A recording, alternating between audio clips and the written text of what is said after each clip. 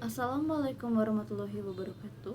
Shalom, Om Swastiastu, Namo Buddhaya dan salam kebajikan. Perkenalkan, saya Marta Ora dengan NIM G00241168 dari kelompok B7. Nah, pada kesempatan kali ini saya akan menjelaskan mengenai traktus respiratorius inferior. Nah, yang pertama itu merupakan trakea. Nah, trakea ini dia itu letak skeletopisnya itu setinggi VC6 sampai VTH 4 atau 5.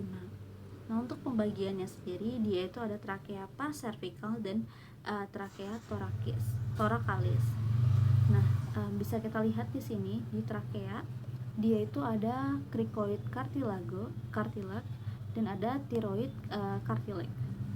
Terus dia juga menjalar ke bawah, ini disebut dengan annular ligament of trachea nih di sekitar trakeanya.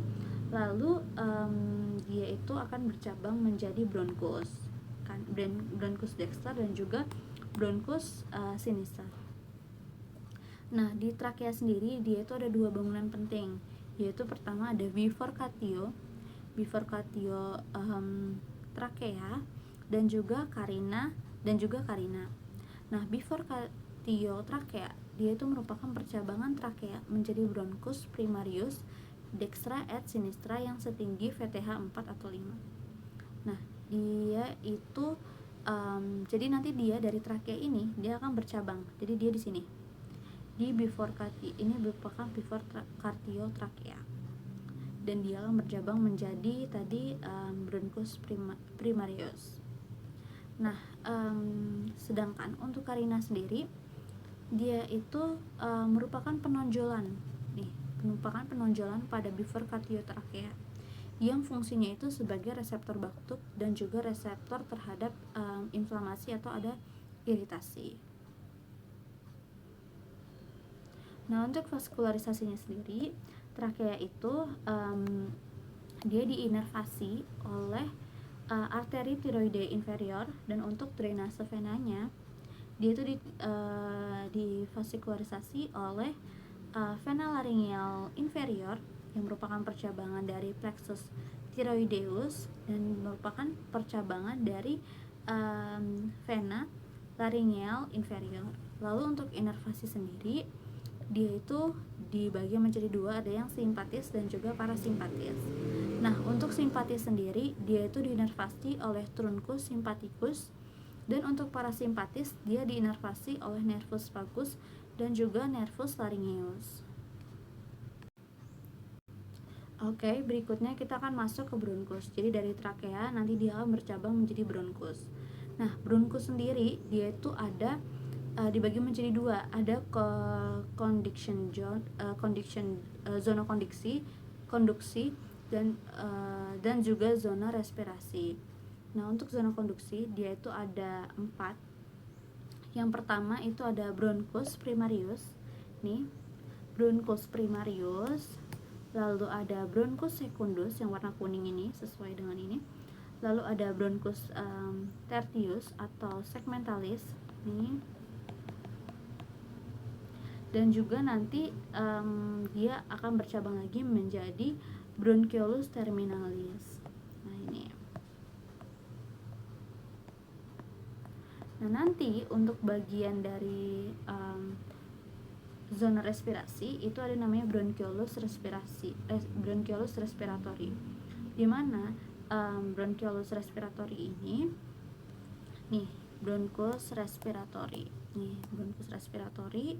ya, bronchus respiratory dia itu nanti akan bercabang menjadi ductus alveolaris nih, ductus alveolaris, dan juga saccus nih. Saccus tuh dia daerah sini. Saccus berarti dia kayak kantong, jadi membentuk kantong. Saccus alveolaris dan juga alveolus, yang ini termasuk ke dalam zona respirasi. Lalu berikutnya, apa yang membedakan antara bronchus kanan atau bronchus dexter dan juga bronchus sinister atau yang kiri?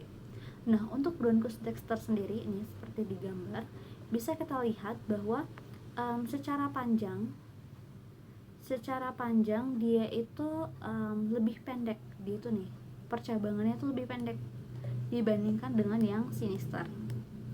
Dimana yang sinister itu dia itu lebih panjang sekitar 5-7 cm. Lalu untuk lebar penampang, yang kanan ini dia itu lebih lebar dan diameternya itu lebih besar dibandingkan yang kiri. Nah yang kiri itu dia itu lebih sempit dan diameternya itu lebih kecil. Sedangkan untuk posisinya sendiri, untuk yang Bronchus primarius dexter ini dia posisinya itu lebih tegak atau vertikal, sedangkan yang sinister atau yang kiri dia itu lebih datar atau horizontal. Nah nanti untuk sistemnya sendiri, jadi dari Bronchus respiratorius ini dia akan ke ductus, lalu akan ke saccus alveolaris, udaranya itu. Dari saccus alveolaris dia akan mengalami pertukaran di sini dibantu dengan alveolus. Oke. Baik. Berikutnya adalah pulmo.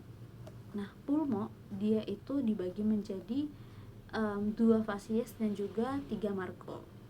Nah, dia ada basis dan juga apex.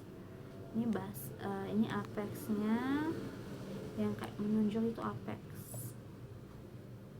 Nah, untuk pulmo yang dexter atau yang kanan nih, ini dari bagian lateral.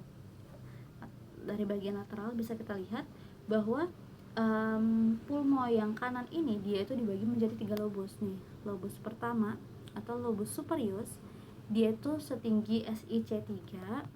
Lalu yang tengah sini ini lobus medius setinggi SIC4, dan juga yang terakhir atau yang agak bawah ini lobus inferius yang setinggi SIC6, dan dia ada 10 segmentalis of tertius bronchi. Lalu berikutnya untuk yang sinister, ini yang sinister atau yang kiri dia itu ada 2 lobus. Jadi yang pertama ada lobus superior yang setinggi SIC2 dan juga lobus inferior yang setinggi SIC4.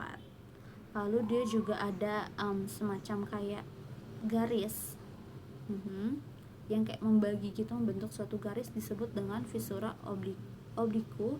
Di sini juga visura obliku. Lalu kalau yang di sini karena dia berbentuk kayak horizontal atau datar namanya visura horizontalis pulmonis dextri. Nah, ini margonya. Ini margo. Lalu basis tuh yang bagian bawah. Oke. Nah, ini kita masuk di bagian yang medial, yang bagian tengah. Bisa kita lihat yang bagian kanan dan juga kiri. Bisa kita lihat kalau yang kiri ini dia tuh secara ukuran memang sama, tapi dia mengalami perdesakan dengan core atau jantung sehingga terdapat cekungan. Nah, cekungan ini namanya impresio kardiaka. Lalu dia juga untuk yang kanan sendiri kan berarti dia lebih besar. Terus dia terdapat ada lobus inferior, terus ada lobus superior, dan juga untuk yang kiri juga sama. Terus di sini ada margo anterior. Terus dia ada lingua pulmonis sinistri dan juga ada lobus inferior. Dan di sini juga ada hilum. Nah, hilum itu ini hilum pulmonis. Nah, ini juga ada hilum pulmonis. Nah, bisa kita lihat hilum pulmonisnya ini nih, yang bagian kanan itu lebih panjang dibandingkan bagian yang kiri. Oke. Nah, terus di sini juga ada root. Root itu atau akar ya namanya ya. Di daerah sini nih. Oke. Nah, ini tadi tuh hilum tuh di sini, dan juga ini juga ada hilum nih. Tapi yang kanan bisa tadi kita lihat ya, yang kanan itu dia kayak lebih panjang dibanding yang kiri. Dan juga untuk tadi rootnya sendiri ada di atas. Oke. Berikutnya adalah pleura. Sebelum masuk ke pleura, untuk pulmo sendiri dia itu divascularisasi oleh untuk vascularisasinya sendiri dia dibagi menjadi dua, ada yang fungsional dan juga nutritif. Nah, untuk fungsional dia divascularisasi oleh arteri vena pulmonaris, dan untuk nutritif dia divascularisasi oleh arteri vena bronchialis. Nah, untuk drainase limfanya dia akan menuju ke NL tracheobronchialis, dan juga untuk inervasinya sendiri dia diinervasi oleh plexus pulmonalis. Berikutnya kita masuk ke bagian pleura. Nah, pleura itu dia terbagi menjadi 3 lapisan, yaitu ada pleura parietalis, pleura visceralis, dan juga cavum pleura. Nah, ini kan bisa kita lihat pleura itu dia yang membungkus pulmo. Jadi dia pulmo itu ada di dalam dari pleura. Nah, kita biasanya itu menganalogikan dengan balon, di mana bagian paling luar sini nih itu merupakan pleura parietalis, lalu di bagian dalam ini ada namanya pleura visceralis, lalu tangan kita ini merupakan pulmo. Jadi bisa kita lihat bahwa pulmonya ini dia tuh di sekelilingnya nanti ada pleuranya yang seperti balon ini. Nah, di area yang kosong ini disebut dengan cavum pleura, di mana cavum pleura ini nanti akan berisi cairan seros. Lalu berikutnya untuk potensial space pada pleura itu ada recessus costomediastinalis dan juga ada recessus costodiaphragmaticus. Nah, ini costomediastinalis recessus costomediastinalis. Lalu di sini ada recessus costodiaphragmaticus, di mana nanti untuk costodiaphragmaticus ini dia itu dibentuk oleh lipatan pleura costalis dan juga diaphragmatica yang berisi cairan, dan ketika berdiri dia akan memungkinkan pleura bergerak bebas ketika bernafas, sehingga nanti dia akan mengembang dengan bebas ketika kita itu menarik nafas. Lalu untuk vaskularisasinya sendiri untuk pleura parietalis yang bagian luar tadi itu dia kan dibagi menjadi 3 pars, yaitu ada pars mediastinalis, pars diaphragmatica, dan pars costalis. Nah, untuk pars mediastinalis dia divaskularisasi oleh arteri pericardioprenica, dan juga untuk pars diaphragmatica dia vaskularisasi oleh arteri prenica superior dan juga arteri musculoprenica. Lalu untuk pars costalis dia diinervasi oleh arteriole intercostalis. Nah, untuk pleura visceralis dia diinervasi oleh arteri bronchialis cabang aorta descendens parthoracis. Lalu untuk venanya sendiri dia itu kalau pleura parietalis dia bersatu dengan vena sistemik. Lalu untuk pleura visceralis dia akan bermuara ke vena pulmonaris. Lalu untuk inervasi untuk yang parietal dia itu oleh GSA, di mana dia itu diinervasi ketika adanya atau ketika timbul nyeri. Nah, dia itu dibagi menjadi 2, ada pars costalis dan juga diaphragmatica dan mediastinalis. Nah, untuk pars costalis dia itu diinervasi oleh nervus intercostalis.